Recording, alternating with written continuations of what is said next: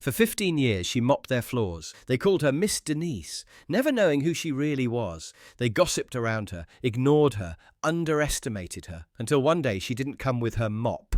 She came with legal documents. By sunset, the CEO was out, and Denise, she was in charge. You'll never look at janitors the same way again. Stick around to the end, because this story is one of the biggest silent power moves in corporate history. At precisely 5:45 a.m. every weekday morning, long before the automatic lights flickered on or the building's elevators began humming with business activity, Denise Jenkins arrived at Creswell Holdings. The city was still drowsy, the streets quiet, bathed in blue-grey mist. But she moved with routine precision, keycard to the side door, time clock beep, cart unlocked, gloves on. Her uniform, once crisp grey, had faded through the years like a Polaroid left in sunlight. Her sneakers had no arch left to support her, but she never complained.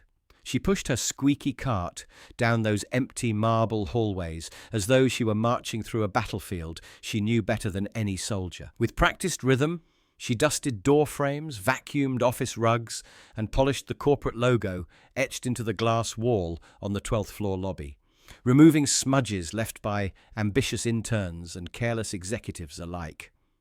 Her presence was constant but silent. Creswell's employees rarely made eye contact. If they saw her at all, they referred to her as Miss Denise, with a blend of habit and dismissal.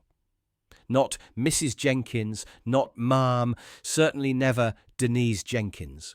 She was a background character in their workplace narrative, as overlooked as the beige wallpaper. Her invisibility gave her power. She heard everything. The most careless ones, usually the loudest men in fitted suits, never thought to lower their voices around the janitor. Denise would be in the corner of a conference room, wiping crumbs from a catered breakfast while they joked about bonuses, layoffs, or manipulating quarterly numbers to please the board. No one paused their gossip or corporate strategy talk when she entered. It was as if she didn't exist, and that suited her just fine. She listened, always quietly, and she remembered. Over 15 years, she developed a mental map of the office. Not just where the elevators stalled or where a loose floorboard squeaked on the 3rd floor, but who betrayed whom, who got promotions they didn't deserve, and who wielded power with cruelty instead of care. She learned patterns. She noticed the VP of sales who left motivational post-its on his team's desks, but screamed into Bluetooth headsets about missed targets. She learned how the CFO ordered lobster rolls on the company dime every Friday, while simultaneously cutting budget for employee wellness programs. She even knew that the same overconfident intern, the one who called her Ma'am but never once smiled, was secretly reapplying to other firms after only 2 weeks. And Denise never once said a word. She simply tucked away details like receipts. On one particular Tuesday, while scrubbing a mysterious stain from the carpet near the 3rd floor break room, Denise overheard a familiar voice, Douglas Fairbanks, Senior VP of Operations, booming with laughter. "Can you imagine working here for 15 years and not even having your own desk?" he joked to his assistant, who giggled politely. Denise didn't flinch. She didn't need to. That voice was already filed in her mental Rolodex under arrogant, with poor hygiene. What Douglas didn't know, what none of them knew, was that Denise Jenkins did have a desk. In fact, she had an entire office suite registered under a quiet LLC, and a controlling interest in the very company they all thought they ran. But she didn't want them to know, yet. Power wasn't just about what you had. It was about when you revealed it. So as the office began to fill with perfume, coffee, and startup energy, Denise moved on to the next floor, wiping down glass doors like a ghost in the halls. She had gotten used to the disrespect over the years, the mumbled thanks that never made eye contact, the way some employees would prop open doors with trash bins rather than let her in, or the passive-aggressive signs taped to microwaves that no one expected her to read, but all wanted enforced. But the moment that stuck with her came not from cruelty, but casual disregard. A young marketing associate once tossed a half-eaten sandwich on top of the trash can rather than into it. Denise, already exhausted from cleaning the executive restroom, where someone had somehow gotten hand soap all over the ceiling, picked it up silently. As she did, the associate walked by and said, without even turning his head, "Make sure the carpet's dry before the 3 o'clock client walk through." No, please. No eye contact, just a command. The next day he spilled coffee all over that same carpet. He blamed her for not preparing properly. She said nothing, just nodded and got to work. That was Denise's specialty, nodding. But inside she filed every word, every slight, every lie. The building wasn't just a place of work, it was a stage. And she had been in the audience long enough to know exactly how the play would end. Before Denise Jenkins ever touched a mop at Creswell Holdings, she had been something else entirely, a partner, a founder, a strategist. It started in a small home in Columbus, Georgia, where she and her late husband, Roland Jenkins, would sit at a chipped kitchen table, reviewing business plans scribbled on the backs of receipts. Roland was the talker, the dreamer, the kind of man who could walk into a truck stop and leave with 3 new clients. Denise was quieter, but her mind moved like clockwork. She saw patterns others didn't. Back in the 90s, Roland and his friend Curtis Banning had an idea for a logistics company that would revolutionize freight coordination across the Southeast. Denise didn't just believe in it, she backed it. She used her father's modest life insurance payout, meant for a home down payment, and invested in their dream instead. "Put it in your name," she told Roland. "I'll stay in the background. That's where I'm best." Roland hesitated, unsure. "You sure?" She looked him in the eye. "I trust you." For the next several years, Creswell Holdings grew fast. Curtis managed sales, Roland handled operations, and Denise, always unseen, did the books, wrote contracts, and registered a quiet holding company under her own name to protect their interests.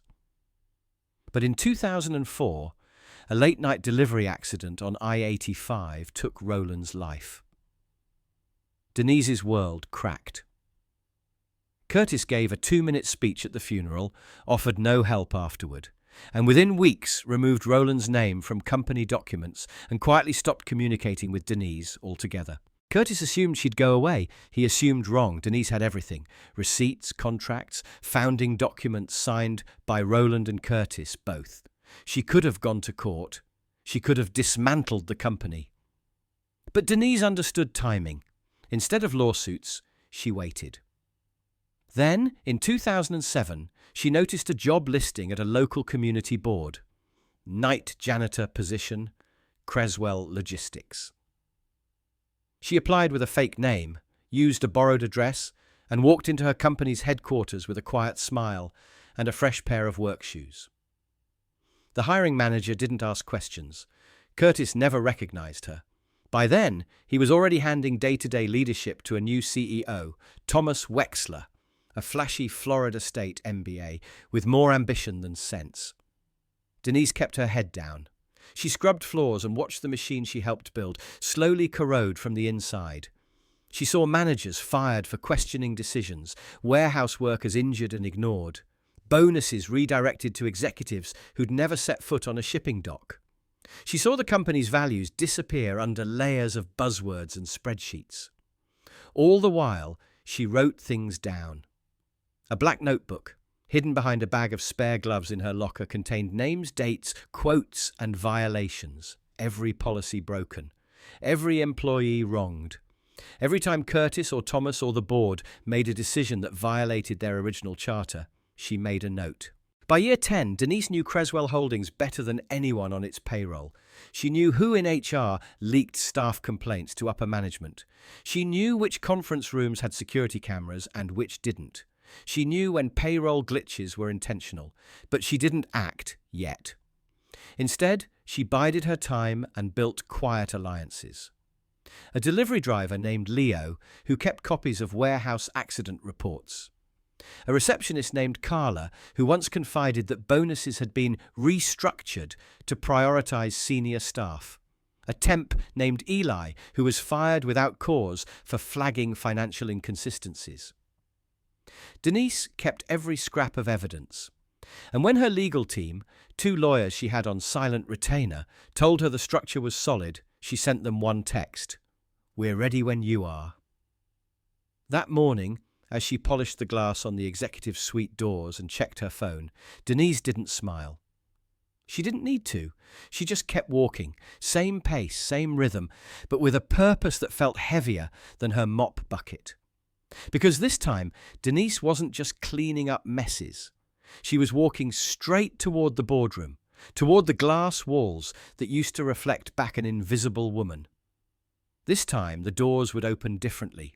She would step in, not as Miss Denise, not as the janitor, but as the woman who owned the majority share of Creswell Holdings. She wasn't there to ask for respect. She was there to reclaim what was hers. Before the mop, before the bleach bucket, before the long shifts under flickering fluorescent lights, Denise Jenkins was building an empire. It started in a 2-bedroom apartment in Columbus, Georgia, where the walls were too thin and the air conditioner groaned louder than the freight trucks that passed by every night. She and Roland Jenkins didn't have much. An old kitchen table, one shared laptop, and a shared dream they clung to like breath. Roland had fire in his belly. He'd grown up on his uncle's trucking routes, handling late-night deliveries through Alabama and the Carolinas. He could calculate fuel costs and route times in his head faster than any software they'd later use.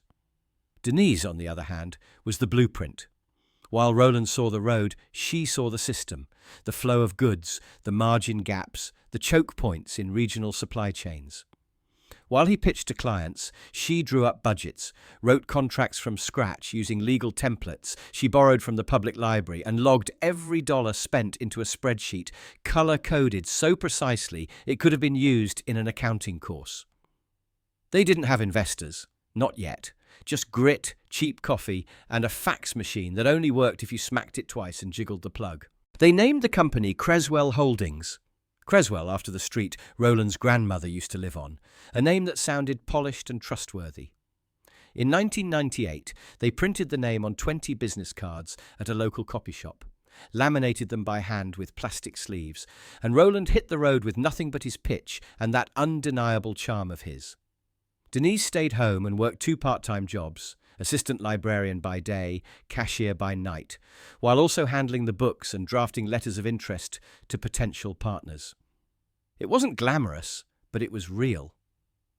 Things moved fast when Curtis Banning entered the picture in early 1999. Curtis was all cologne, white teeth, and slick talk. He had connections, moneyed parents, and an MBA from some for-profit school he liked to overhype. But he also brought clients, real ones. Warehouses in Montgomery, a packaging firm in Jacksonville. Denise didn't trust him from the jump. He talked too much, listened too little, but Roland said they needed him. "He opens doors," he told her, "and you make sure they don't slam shut on us." So she agreed, but only under one condition. Everything had to be in writing, every agreement, every share split, every dollar tracked. Roland didn't hesitate. He signed at the co-ownership forms. So did Curtis. Denise registered a silent LLC, Genhold Capital, under her name, giving her legal rights to hold Roland's portion of the equity privately. "Just in case," she told him. Roland laughed. "You don't trust people, do you?" She smiled gently. "I trust paper more." For 5 years, Creswell Holdings grew faster than any of them expected. By 2002, they had a 3-room office in Macon, a dispatcher named Tasha, 2 leased trucks, and a contract with a retail chain that shipped furniture across state lines. Curtis played up the face of the company, whining and dining clients with loud stories and exaggerated numbers. Roland managed the teams, trained drivers, rode routes when they were short-staffed, and Denise, she was everywhere and nowhere. She stayed off the books publicly, used burner phones for confidential deals, filed their taxes under multiple structures to avoid over-leverage, and created internal audits the others didn't even know about, She knew every invoice, every unpaid bill, every driver that ever clocked a second shift. Roland called her our quiet hammer. Not flashy, but always striking true. Then came 2004. One rainy November night, Roland took over a late delivery shift after a driver called in sick. It was routine. Birmingham to Tallahassee.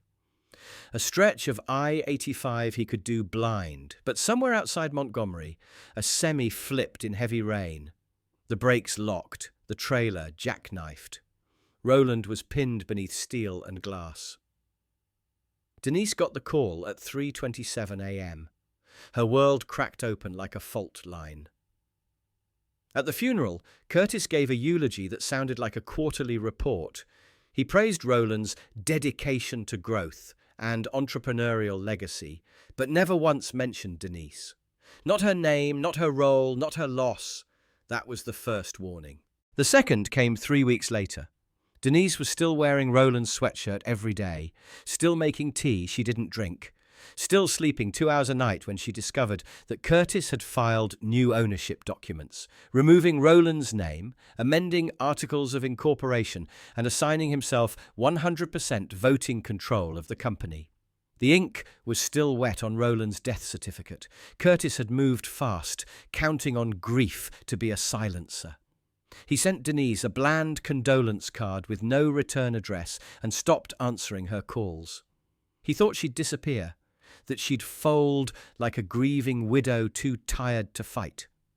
But Curtis had underestimated her in the same way the Creswell executives would one day do. Denise didn't scream. She didn't go to the press. She didn't show up with lawyers or threaten lawsuits. Instead, she quietly contacted a small law firm in Atlanta, Price and Webb, specializing in corporate formation.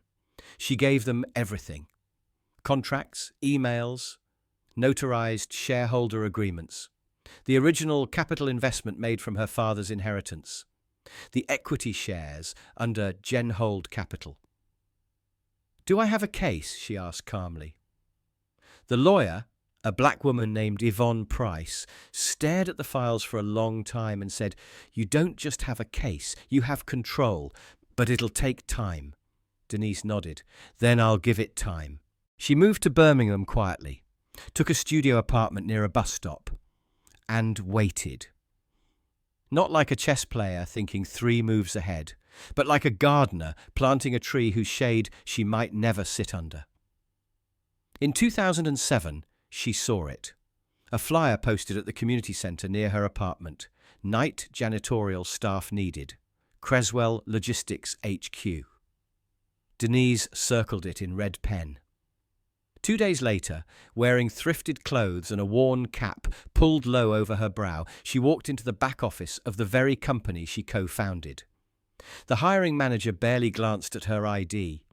The job didn't require interviews, just bodies. She was handed a mop, a cart, and a key card. No one asked if she had experience. No one cared that her name wasn't on the building, because they didn't even check to see what her name was. And just like that, Denise Jenkins re-entered the company she helped build through the service entrance. Curtis Banning never recognized her, not once. He was barely around by then anyway, already playing golf with state politicians and preparing to transition to board advisory status. A new name had started showing up on memos and glass office doors: Thomas Wexler, CEO. A young MBA with buzzwords for blood. He came from Florida State and dressed like someone who watched too many tech startup documentaries. He reorganized departments, introduced performance dashboards, and spent more time on LinkedIn than in board meetings. Denise watched him swagger past her mop bucket every Thursday at 7:02 a.m., carrying oat milk lattes, and never once say hello. She listened and cleaned and logged everything. In the early years, she was just gathering threads, snippets of hallway conversations, email printouts left in trash bins, CFOs bragging about cutting dead weight, HR assistants whispering about postponing raises. By 2010, she started writing it down. A small black notebook, pages worn soft at the edges, tucked inside a plastic bag behind her spare gloves. Every floor had its own set of entries. Floor 2, warehouse delivery logs falsified. Floor 5, expense reports altered by middle management. Floor 8, sexual harassment complaints buried by HR. She kept dates, times, names, room numbers. She cross-referenced everything at home in a secure offline spreadsheet backed up onto an encrypted flash drive. She even logged patterns, how budget cuts always followed shareholder retreats, how promotions aligned with dinner receipts at a steakhouse 3 blocks away.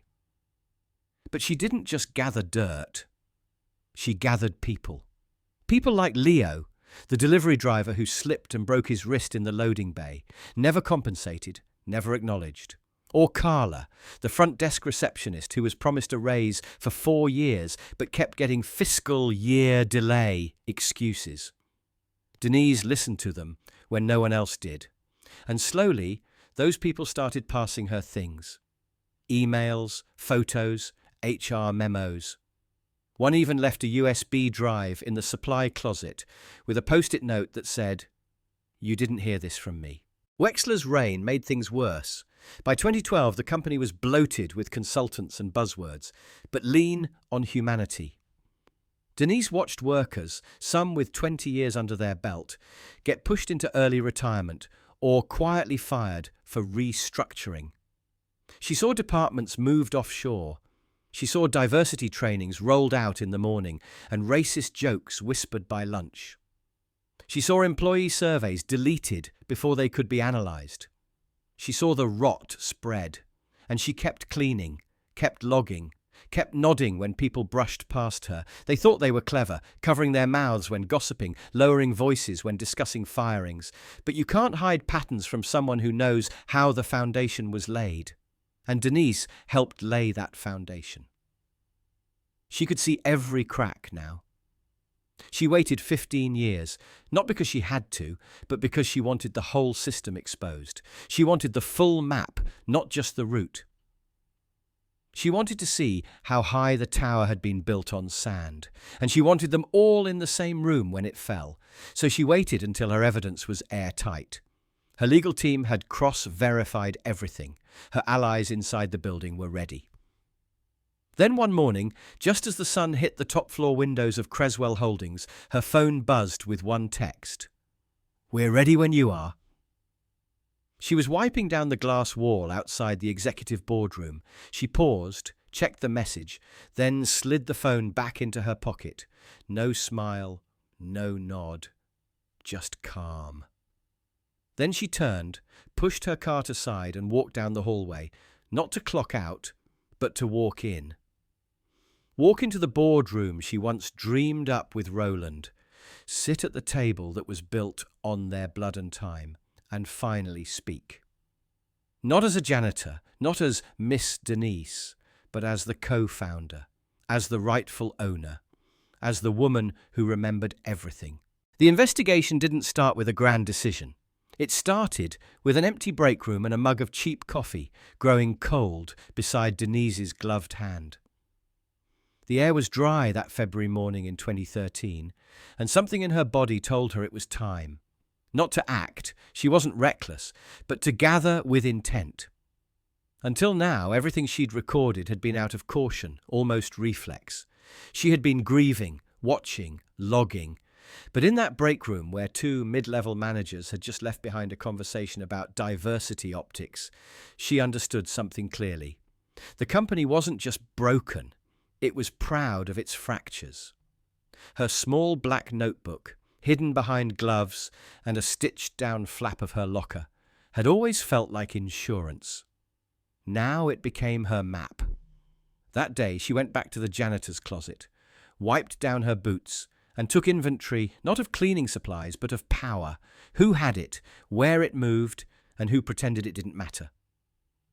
She drew out a timeline from the moment Curtis Banning erased Roland's name all the way through to Wexler's first optimization initiative, which slashed department budgets but upgraded his office chair to a $1,000 ergonomic monstrosity he never adjusted correctly. She labeled people not by title but by behavior, bleeds the margins, exploits silence, uses empathy as bait. She realized something else too. None of these men expected anyone to watch them. They thought they'd won so completely that even surveillance wouldn't matter. And that kind of arrogance, it leaks. It leaves traces. It started with trash. Literally. Denise had long ago learned that the difference between a shredder and a trash can was laziness. Executives, especially the ones who felt untouchable, rarely shredded anything thoroughly. Wexler was the worst.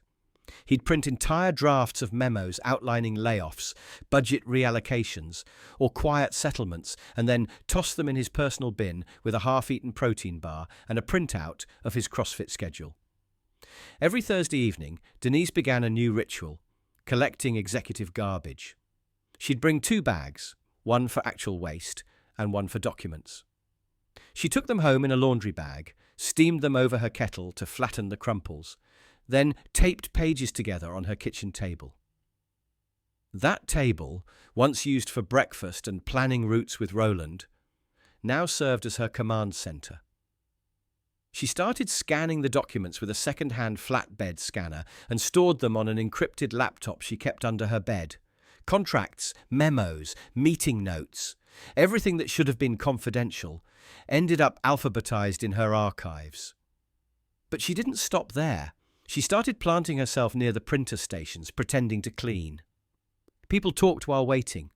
They talked about bonuses, about the consultant who's going to clean house, about who was being set up to fail. Denise became invisible, not because she hid, but because people assumed they'd never have to answer to someone who wore gloves and carried a mop. One spring evening, while wiping down the floor near Conference Room C, Denise heard her first live mention of a shell company. 2 junior VPs were talking in the kind of cocky hush only men in cheap suits and fragile egos manage. If we move the invoices through Raston LLC, the compliance team won't flag it, one said. Raston's not even on the books. It's like a warehouse vendor. They don't know it's us. Denise froze. She didn't flinch, didn't slow her mop, didn't even raise her eyes, but she marked the name. Raston LLC. That night, she searched for the entity in state records and found it listed under a registered agent service in Nevada. Classic move. She downloaded everything she could, logged its creation date, March 2009, and flagged the name Darrell Bentham, a known proxy used by Curtis Banning in previous ventures. Curtis hadn't left Creswell's bloodstream. He'd just changed his form. The next day, Denise logged 10 hours of deep research. Through database backdoors she'd learned in a former life, she traced invoice trails and vendor codes, and she found at least 6 payments, each marked as freight returns, sent to Raston LLC, totaling nearly $140,000 over 8 months. There was no freight, no returns, just siphoned funds. She printed it all out, redacted nothing, and labelled the folder Curtis Vane No. 1. Then came the security footage. It wasn't official, of course. Denise didn't have access to Creswell's internal camera system, but she had allies. People like Clara, the third-shift security desk assistant, who was tired of being ignored, and James, the warehouse mechanic who saw too much but said too little until Denise gave him a reason to speak. Clara started giving Denise access to side footage, clips of late-night meetings, of HR directors entering rooms they claimed to have never stepped inside, of certain executives returning after hours to retrieve items they didn't log in visitor books. Denise learned how to cut and export these videos, labeling them with timestamps and incident numbers. She matched footage with documents, footage with employee schedules, footage with emails printed and left on discarded desks. A pattern emerged. Thursdays were clean sweep nights, when executives met off schedule to finalize decisions they didn't want on paper.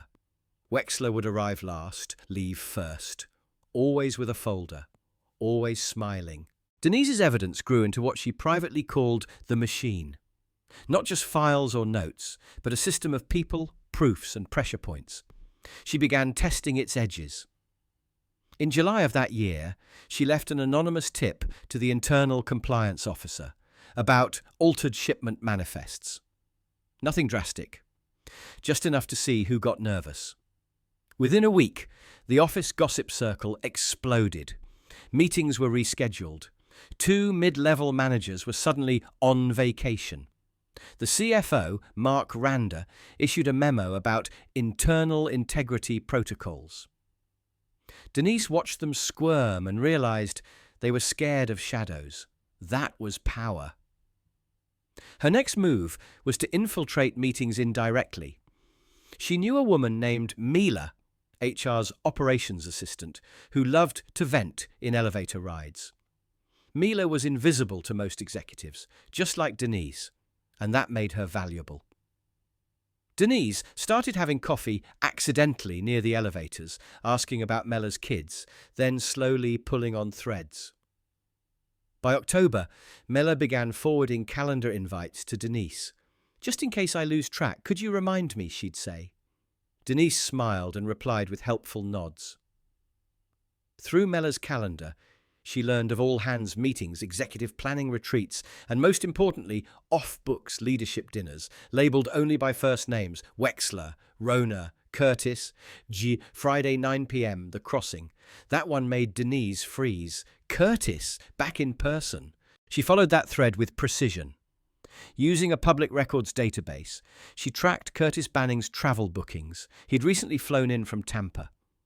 A private car picked him up from the airport. He didn't book a hotel, probably staying with someone. The Crossing, a private dining club downtown, had tight security, but Clara had a cousin who worked valet. Denise called in a favor. The cousin snapped 2 photos from a distance. Curtis in a camel coat, laughing as he handed his keys to valet. Wexler behind him. Rona Sellers, the new legal head, walking like she wasn't trying to be seen. Denise now had a photo, a meeting date, and context. This wasn't just networking, this was coordination. The next week, internal chatter confirmed her theory.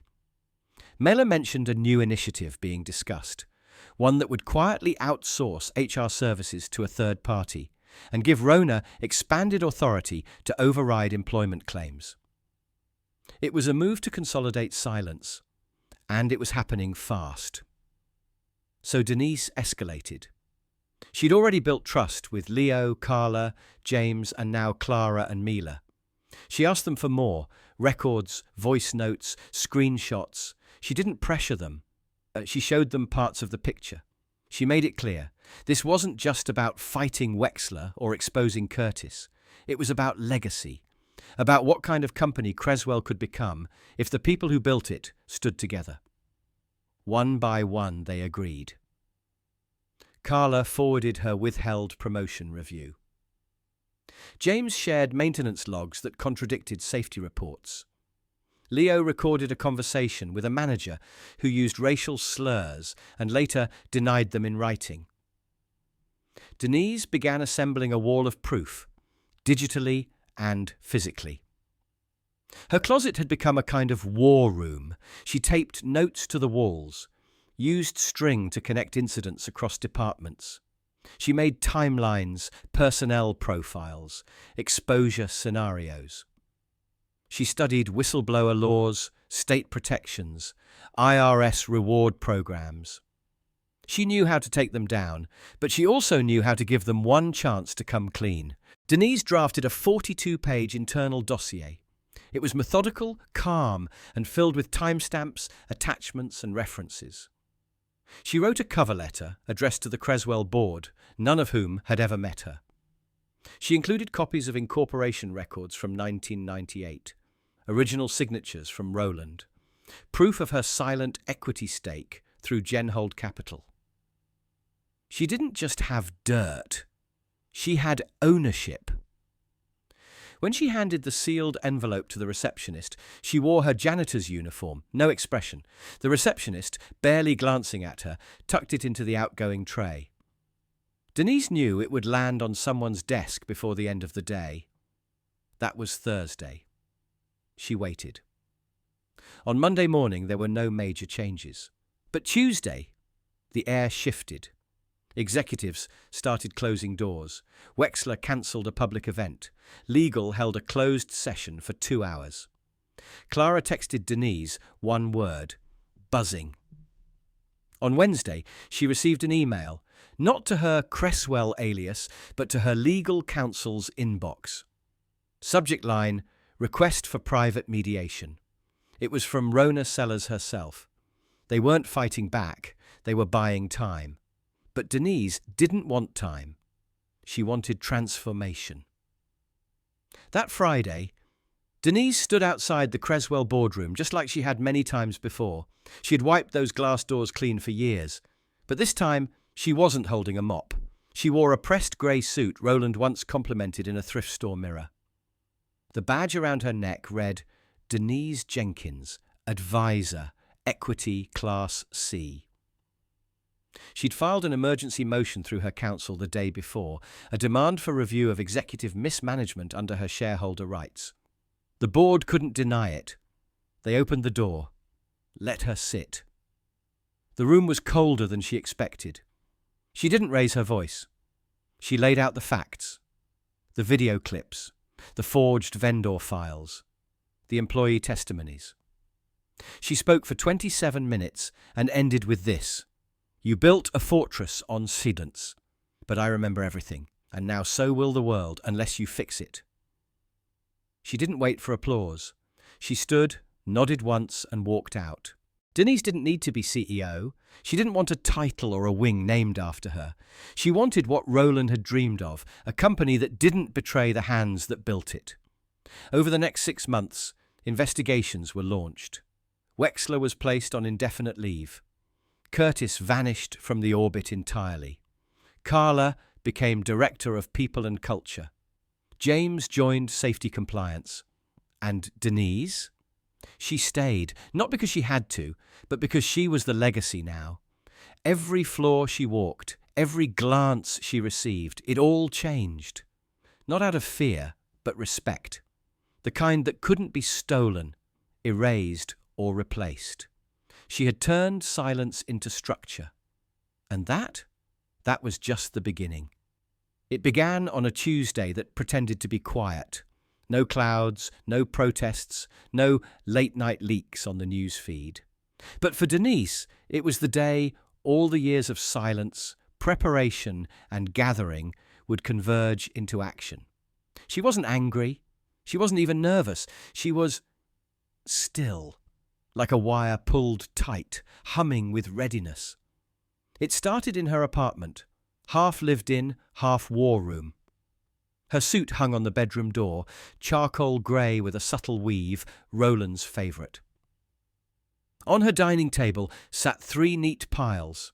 Legal documents bearing Cresswell Holdings' original incorporation papers, a series of notarized letters from former investors verifying her silent stake, and a motion filed just days earlier claiming rightful leadership due to fiduciary negligence and breach of founding charter.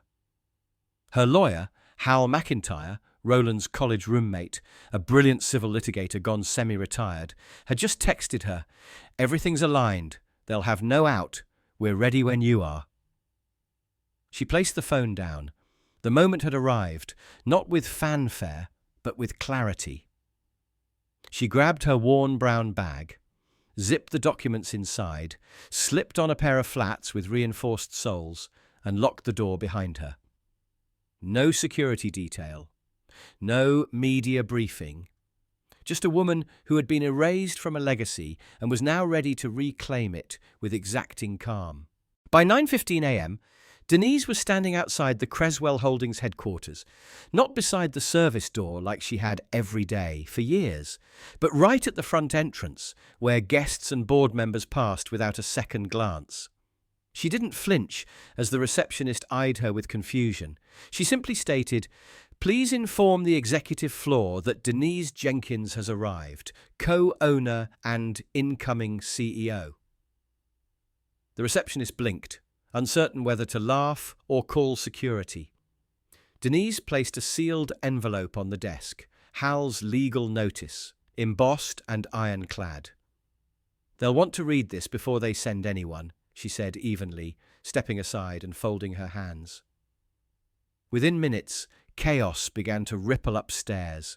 Security was dispatched, not aggressively, but with the practiced performativity of a company trying not to get sued. "Ma'am, you'll need to come with us," one of them said, voice low, trying to avoid a scene. Denise didn't resist. She simply walked beside them past the lobby, up the elevator, through hallways that smelled of lemon wax and cheap power. When the elevator doors opened to the executive wing, HR Director Lynette Pearson was already waiting, face tight, heels unsteady. "Denise, there must be some mistake," she began. "There's no mistake," Denise replied, handing her a copy of the ownership documentation. "Your legal department should have received this yesterday." Lynette skimmed the first few lines, paling visibly. "Please wait here," she stammered, retreating like a rook under threat. Denise stood in the marble-lined corridor, exactly where she had once polished baseboards. She stood there as her name was whispered behind closed doors, her file pulled up, her face suddenly important again. Curtis wasn't there, of course. He never was when things got messy, but Wexler was. He emerged 15 minutes later with a grin designed to disarm. "Denise," he said, arms wide as if they were college friends. "Didn't know you were still with the company. Should have invited you up sooner." She didn't return the smile. "You're not going to talk your way through this, Eric?" His grin tightened. "Now look, these kinds of misunderstandings happen all the time. You file some claims, legal sorts it out, maybe there's a settlement. We don't need to—" Denise opened her bag, pulled out a USB drive and handed it to him. "That contains emails you sent to Rona Sellers confirming knowledge of off-ledger payments. It also includes contracts, time-stamped meetings, and the original shareholder agreement naming Roland Jenkins and his legally designated successors as controlling partners. I am his only heir. I am his successor. You are the one out of place." Wexler looked down at the drive like it had teeth. Behind him, the legal counsel arrived, flanked by two men in tailored suits and grim expressions. One of them introduced himself as interim counsel for the board. He asked Denise into the main conference room, glass-walled, sunlit, and not nearly as secure as they once believed. Within 10 minutes, Denise presented her case. Her attorney, joining via encrypted video, walked them through the timeline: Curtis's early exit, Denise's silent role, her increasing share of internal documents, her stake through Genhold Capital, the clauses that had never been updated when Roland passed. "The negligence," Hal said bluntly, "has left you liable, but more importantly, void of legal authority. As of now, Ms. Jenkins is asserting executive privilege under Section 14.3 of the Founding Charter." The room fell silent, not defensive, resigned. The fallout happened fast. Wexler attempted a stall tactic, proposing a private mediation meeting. Hal countered with immediate public arbitration. Rona tried to raise questions about Denise's employment status. Hal responded with case law confirming Denise's position as silent equity doesn't require active day-to-day employment for leadership transition. By noon, the board was informed. By 12:40 p.m., a press release was drafted, stating that a planned transition in leadership has been expedited to honour founding principles. Wexler was asked to step aside. He refused, then hesitated when he realised cameras from an in-house comms team had been notified. Security walked him out, gently but firmly. Denise watched him leave from the glass wall, then turned back toward the boardroom. No one cheered, no one clapped, but the room held something heavier than applause, acknowledgement. Denise didn't take the CEO chair that day. She didn't even walk into the office marked executive. Instead, she requested a meeting with the full leadership team at 4 p.m. sharp. When they gathered, nervous, uncertain, side-glancing like students awaiting a substitute teacher, Denise entered with a folder. Some of you knew, some of you didn't. That's over now. This company isn't just changing leadership, it's changing structure. If you stay on new terms. Equity, transparency, restitution. If you leave clean. You won't be chased, but you won't be covered either. No threats, no drama, just terms. The room was stunned, but something began to shift. Carla, the new People and Culture Director, nodded. James from Compliance stood taller. Leo, now officially union rep, crossed his arms, not in defiance but solidarity. Denise closed the folder and said, "We begin again, tomorrow." The next morning was different. Not louder, not more glamorous, just different. Denise entered through the front again, not with security, but with a new badge and a new title. Chief Executive Officer, Creswell Holdings. She walked the floor, every floor, shaking hands, asking names. She didn't bring in outside consultants. She brought in Clara to audit internal data policies. She invited Mila to redesign HR protocols. She asked for anonymous staff feedback and read every single one over coffee. The toxic layers weren't gone, not by a long shot, but they were exposed now. And that was half the battle. Within the first month, she introduced the Legacy Initiative, a restitution program for employees who had been overlooked, underpaid, or manipulated. It wasn't a PR stunt, it was a recalibration. Past settlements were reviewed. Certain non-disclosure agreements were voluntarily lifted. One by one, employees who had walked away broken were called and offered not just compensation but voice. Some declined, some cried, some returned. Slowly, Creswell began to resemble what Roland had dreamed. A company where the people building the floor got to decide how high the ceiling should go. Denise didn't become a messiah. She didn't want to be one. Some employees resented the changes. Some tried to test her. Some left. But for the first time in years, the halls of Creswell weren't filled with whispers. They were filled with watching. Active, cautious, collective watching. People were alert, awake, involved. The cafeteria served better food. Maintenance received hazard pay. Departmental budgets were rebalanced based on outcome, not optics. A new board was elected. 2 seats went to warehouse employees. The legal department was halved and retrained in ethics law. Denise even cleared out the executive floor, turning half of it into open office space for rotating teams across departments. No more closed towers, she told the press, just visible power. And while investors blinked in surprise, the market responded. Creswell's transparency drew attention. Within the next quarter, they received offers for new contracts from partners who had long backed away under Wexler's regime. Denise accepted only the ones with ethical compliance policies. "We don't just grow," she told them. "We grow clean."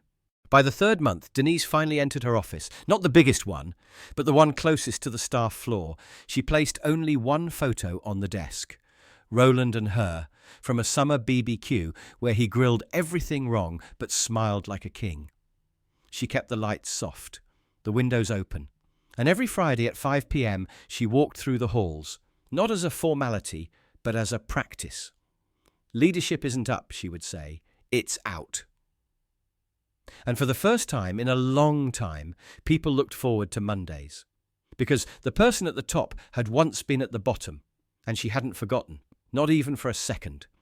The boardroom felt different now, not because of new chairs or some fancy espresso machine in the corner. It was something else, something less visible and more real. It felt like the truth had finally taken a seat. Denise Jenkins sat at the head of the table, a position she never begged for, never bribed her way into, never shouted about. It was hers now because it had always been hers, just hidden behind silence and sacrifice. That morning, she arrived at 7 o'clock a.m., as always, not out of habit, but out of respect for the rhythm that built Creswell Holdings from nothing. She passed the janitorial staff and nodded to each of them by name. Luis, Amina, Carson, Jody.